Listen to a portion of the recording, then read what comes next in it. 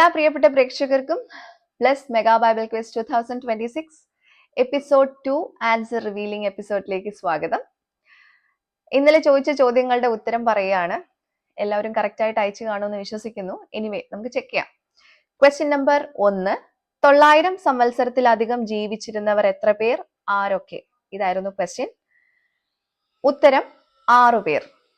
1 Adam, 930 years, അതായത് 930 വർഷം. ഉൽപ്പത്തി 5-ാം അധ്യായം അതിന്റെ 5-ാമത്തെ വാക്യം.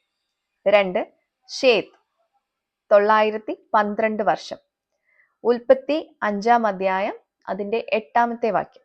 3 ഏനോഷ്, 905 വർഷം. ഉൽപ്പത്തി 5-ാം അധ്യായം അതിന്റെ 11-ാമത്തെ വാക്യം. 4 കേനാൻ, 910 വർഷം. ഉൽപ്പത്തി 5-ാം അധ്യായം അതിന്റെ 14-ാമത്തെ വാക്യം. 5 യാരദ്, 962 വർഷം. ഉൽപ്പത്തി 5-ാം അധ്യായം അതിന്റെ 20-ാമത്തെ വാക്യം. 6 മെതുശലേഹ്, 969 വർഷം. ഉൽപ്പത്തി 5-ാം അധ്യായം അതിന്റെ 27-ാമത്തെ വാക്യത്തിലാണ് ഉത്തരങ്ങളുള്ളത്. അപ്പൊ നിങ്ങൾക്ക് ഉത്തരം ക്ലിയർ ആയി കാണുമെന്ന് വിശ്വസിക്കുന്നു. ചോദ്യം 2 ഇതായിരുന്നു. 4 അക്ഷരമുള്ള ഒരു വാക്ക് 1-2 അക്ഷരങ്ങൾ ചേർന്നാൽ കുന്ന് എന്നർത്ഥം, 1-3 അക്ഷരങ്ങൾ ചേർന്നാൽ സ്ത്രീ എന്നർത്ഥം, 1-4 അക്ഷരങ്ങൾ ചേർന്നാൽ ഒരു ആരാധനാ സ്ഥലം. ഏതാണ് ആ പദം? ഉത്തരം മലങ്കാക്ക. എങ്ങനെയാണെന്ന് പറയട്ടെ. കുന്ന് മല, സ്ത്രീ മങ്ക, ആരാധനാ സ്ഥലം മക്ക. ഓക്കെ, അതായിരുന്നു രണ്ടാമത്തെ ക്വസ്റ്റ്യന്റെ ആൻസർ. മൂന്നാമത്തെ ചോദ്യം ഇതായിരുന്നു. ഒരു പ്രവചന നിവൃത്തിക്ക് വേണ്ടി യേശു ഒരു പട്ടണത്തിൽ പാർത്തു. പട്ടണം ഏത്? പ്രവചന നിവൃത്തി എന്ത്? ഇതായിരുന്നു ചോദ്യം.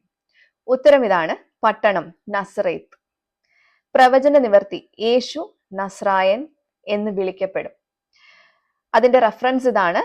മത്തായി 2-ാം അധ്യായം അതിന്റെ 22-ാമത്തെ വാക്യം. ഓക്കെ അല്ലേ? അടുത്ത ചോദ്യം, നാലാമത്തെ ക്വസ്റ്റ്യൻ ഇതാണ്. പെട്ടകത്തിൽ നോഹ നിർമ്മിച്ച ഒരു നിർമ്മിതി ആകാശത്തിലും ഉണ്ടായിരുന്നു. എന്താണത്? ഇതായിരുന്നു ചോദ്യം. ഉത്തരം കിളിവാതിൽ ആയിരുന്നു. റെഫറൻസ് ഉൽപ്പത്തി 7-ാം അധ്യായം അതിന്റെ 11, 8-ാം അധ്യായം അതിന്റെ 6. ഈ വാക്യങ്ങളിലായിരുന്നു അതിന്റെ ഉത്തരം ഉണ്ടായിരുന്നത്. അടുത്ത ഫൈനൽ ക്വസ്റ്റ്യൻ, ചോദ്യം 5. ഹേരോദാവ് വളരെ കോപിക്കാനുള്ള കാരണം, അതായിരുന്നു ക്വസ്റ്റ്യൻ.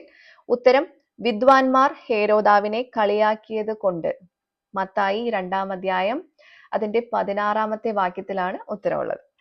അപ്പൊ നിങ്ങളുടെ ആൻസേഴ്സ് ഒക്കെ കറക്റ്റ് ആയിരുന്നു എന്ന് ഞാൻ വിശ്വസിക്കുന്നു. കറക്റ്റ് ആയിട്ട് ഉത്തരം അയച്ചവർക്ക് കൺഗ്രാറ്റുലേഷൻസ്.